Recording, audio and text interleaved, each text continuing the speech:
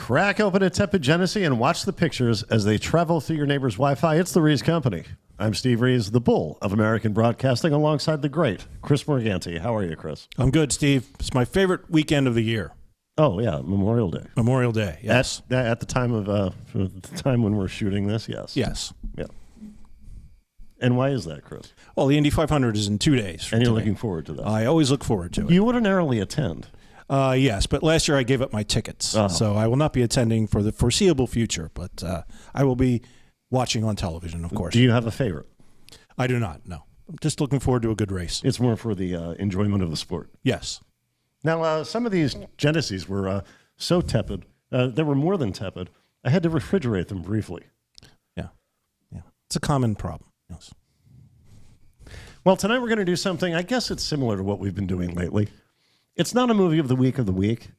I'm not sure what it is exactly. It had an after-school special vibe to it. Yes, but it was not, strictly speaking, an after-school special. Yeah. It's called Narc, and it aired on February 1st, 1988, as part of an anthology series called Young People's Specials. Oh, okay.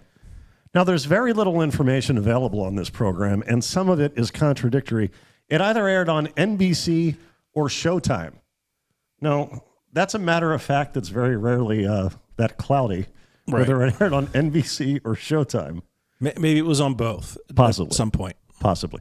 Well, it stars a gal called Talia Paul. Okay. She's the titular narc, and we have a contemporary picture of her available. And years later, Talia... She playing Rosemary's Baby? No, this is actually her in this program. It's promoting Narc. Huh. Years later, Talia was in Mexico riding a mountain bike, and she rode it right into the door of a taxi cab, which someone swung open at an inopportune moment. Yeah. And so she sustained injuries from that incident, and somehow those injuries led her to becoming a singer-songwriter, which is what she is today. Great. I have a feeling there's a portion left out of her bio. I'm assuming it's because of the taxi door situation. So you're saying step 1, taxi door situation. Step 3, singer-songwriter. Yes. Yeah. So in Narc, she plays a high school student called Annie. And rehearsal has just let out for the high school musical production. And she's one of the stars, Annie. Okay. Annie isn't too keen on what she sees going on outside. It's about time. Come on, we started the party without you.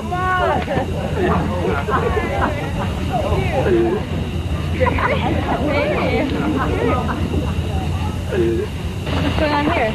Looks like Jake and the cocktail club started happy hour at Beaumont High. Come on. You can't drive like that. Annie, come on, stay out of it. Annie. Hi. Hi, Jake. Listen, we're going to go out for pizza. You guys want to come? I'll drive. Gee, thanks, Annie, but we're really not hungry. No, we're thirsty. Yeah. Yeah, we should probably say this up front. It sounds like they recorded this by just throwing a microphone randomly on the ground somewhere. And where the sound comes out, it comes out. But yeah, there's a scene, we're not going to see it, but you actually hear somebody tap. It sounds like they're tapping a lavalier. Yeah. And it's none of the actors in the shot because Right. it's not nobody's doing that, but it is bizarre. Now, just before this scene, those kids in the car, they were parked there outside the school, making a very public scene that probably should have attracted attention. Yeah. It did not, and we can't show any of that because during that scene, like a solid third of this program, Annie is heard singing "Memory" from Cats. Yeah. Now, you've seen Cats. The musical. Yes. I've also seen Cats. Yes. But yes, I have seen the musical. You've taken notice of Cats. Right. And did you enjoy it? I mean, I was young. I enjoyed being there. I don't know that it's not something I'd seek out again, I guess. Do you remember what it was about? It's about a bunch of cats who... No, I don't remember. Oh, Chris. It's a bunch of cats. They have this annual event where all the cats get together and decide which one of them is going to die. Oh, like the lottery from was Shirley Jackson? Is that what that is? Oh, possibly. I'm not familiar. Yeah. Now, I've never seen the minutes of the Feline Activities Committee from the night they all agreed to this. But didn't anyone suggest just, maybe visiting an art museum? Yeah. So Annie's showdown with drunken children continues. Well, you're really not in any condition to drive, so why don't you let Hillary drive? He's fine. What's your problem, Merritt? I know what I'm doing, Annie. Seriously. Hey, I'm fine. Everything's all right, Annie. Scout's honor. Come on, I can handle a few beers. Well, I don't think you can drive. Let somebody else drive. Get real. He's okay. Yeah. These kids won't budge, Chris. Yeah. So Annie takes additional steps, or as I call them, addition steps. She stands in front of the vehicle, and at last, a member of faculty takes notice. Push better do something. Jake's drunk. You can't drive. Don't drive. Looks like you guys are feeling pretty good, huh? We're fine, Coach. No problem. Okay, everybody out. No way, Coach. Everything is under control. All right? Yeah, we're in control. Merritt's the one who's got the problem. That's enough. Yeah, that gal is right. Annie is the one with the problem. And her problem is that car these kids are in, it has doors on it. And that poses a potential hazard for dumb bicyclists. Oh, gotcha. Yeah. In Annie's perfect world, everybody's driving only disused vehicles from the UPS fleet. Annie's also worried about a global paper shortage because all these car doors are causing coffee shop open mic sign-up sheets to be 400 pages long. She's also concerned that the infrastructure of Nashville won't be able to sustain the sudden population boom as the world's errantly open car doors create tens of millions of singer-songwriters. So the next day at school, Annie is greeted icily by her classmates who have labeled her Narc because she got some kids in trouble for drinking. Yeah. Yeah, that's not really what a narc is. No, they have another classmate they call klepto because he jaywalks. These kids are not very bright. So here's how Annie gets on during the next rehearsal.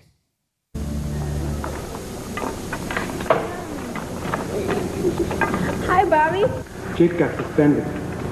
He kicked off the football team. So much for the state championship. So much for Jake's life. Well, wait a minute. I wasn't trying to get anybody suspended. I just wanted to stop Jake from driving drunk. Sure, screw up his whole life. You got a big mouth, Merritt. Nice going. Annie, you're up next, sweetheart. Sure. Yeah. That theater student is really concerned about the fate of an athlete. Yeah. Yeah, those paths usually didn't cross too often. Right. But, yeah. I guess there's a really tight omerta code at this school. Yeah. And that guy, he's not alone. As Annie leaves the theater, none of her peers will acknowledge her goodbyes. But at least she maintains the support of her best friend, Karen. Or does she? Let's find out together while we also wonder, has the director dozed off? I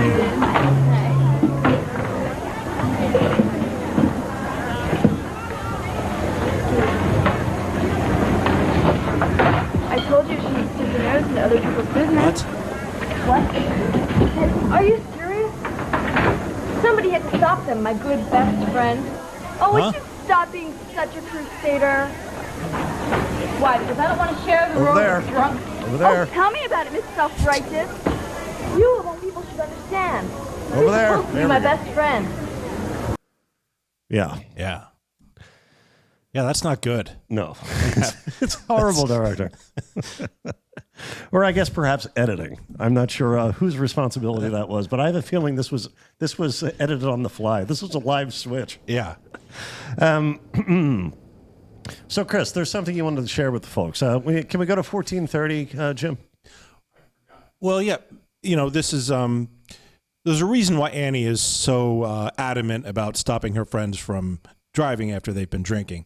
And as is revealed here, it comes from a tragic incident in her past.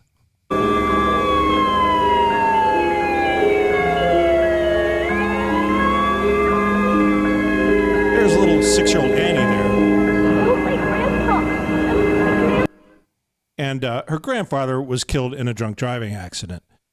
Or so we're led to believe. How is it that a man in his 60s dies and the 6-year-old girl is walking around perfectly fine? I call BS on this story. This has all the hallmarks of a mob hit to me. And I think it was well known that Annie's grandpa was up to some shady dealings. This was a message by Aldo Antolini that Annie's grandpa shouldn't be skimming off the top. That's what this was. So this whole thing is proceeding from a false narrative, but yeah. Fair enough. Let's continue. Fair enough. Well, after that scene in the cafeteria, a few students, they gang up on Annie, actually at the end of that scene. So the coach steps in to stop it.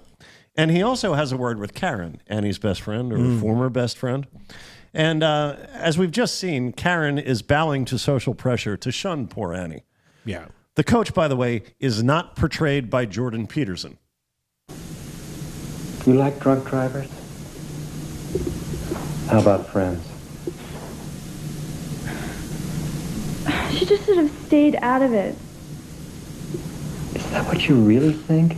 What everyone else thinks? Oh, come on, Coach. You don't know what it's like. She got this guy suspended over nothing. You like dead people. When drunks drive, people get killed. The drunks get killed. That's bad enough. It's almost But they uncanny. also kill innocent people.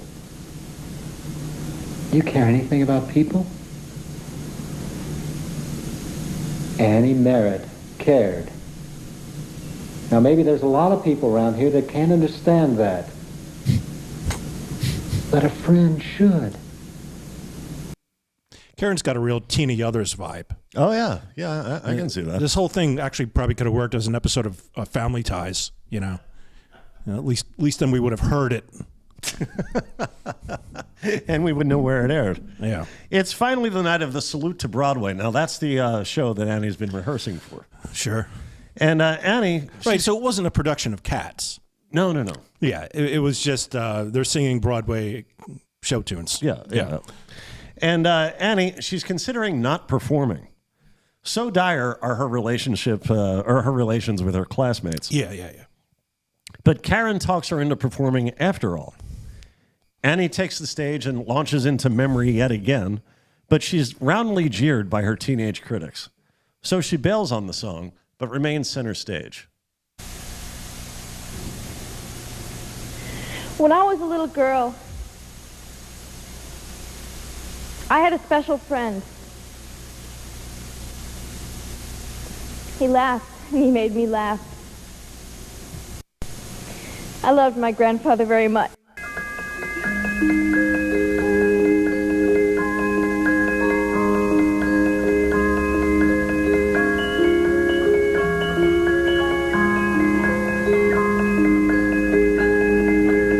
This is sad, We were man. driving home one night. The lights came out of nowhere. The car swerved into our lane. And my grandfather was dead, just like that. The laughter turned into screams.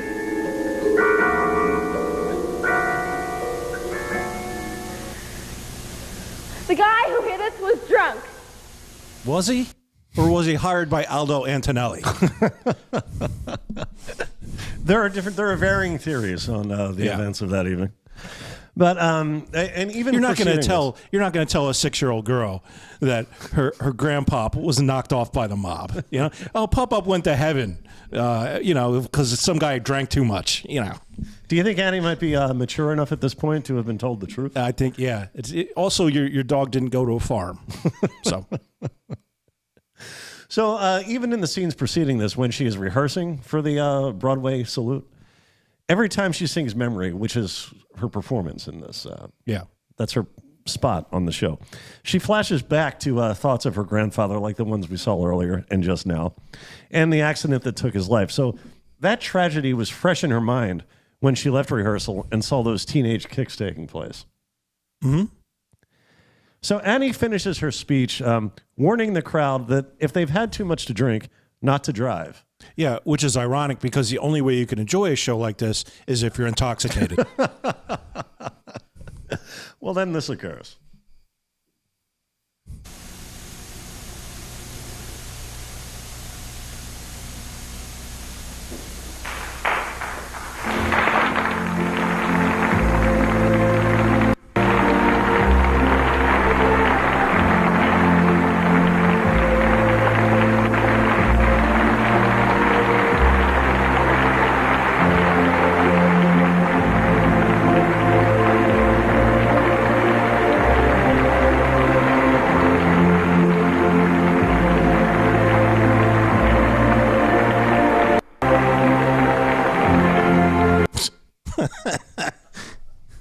So a final parting shot, I guess, from her classmate.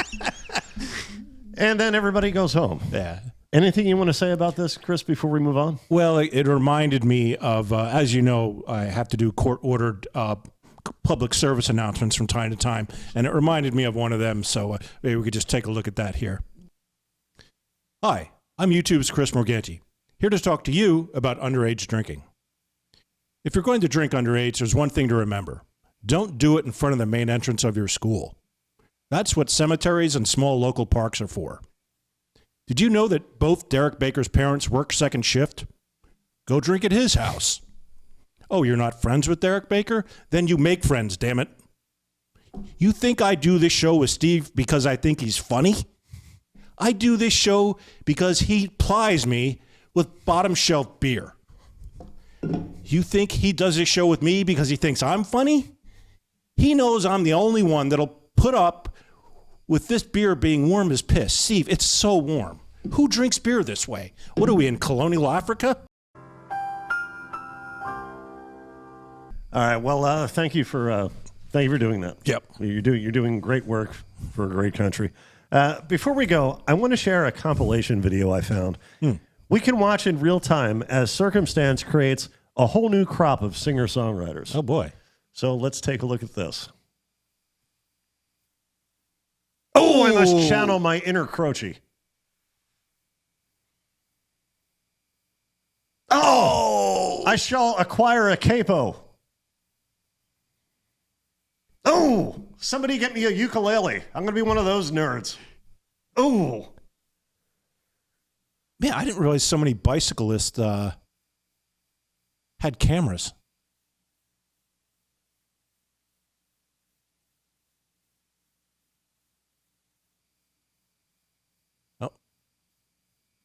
Oh, see, not too bad. That was like a hip check. That person became a CPA. Well, why are all these people recording their bicycle rides? Well, they have GoPro strapped to them. They're making Why? What, are they going to go back and watch media. this?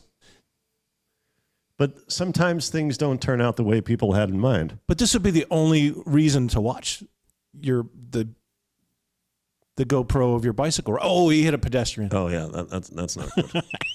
That's not going to get you a Grammy.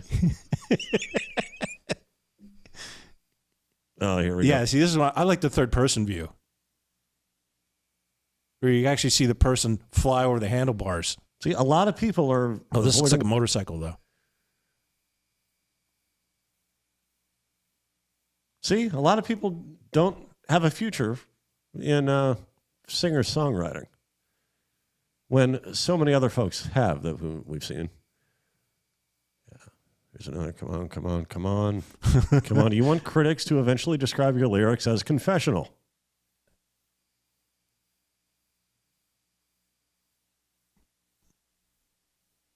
All right. Well, this isn't. Not nearly as many singer-songwriters were created.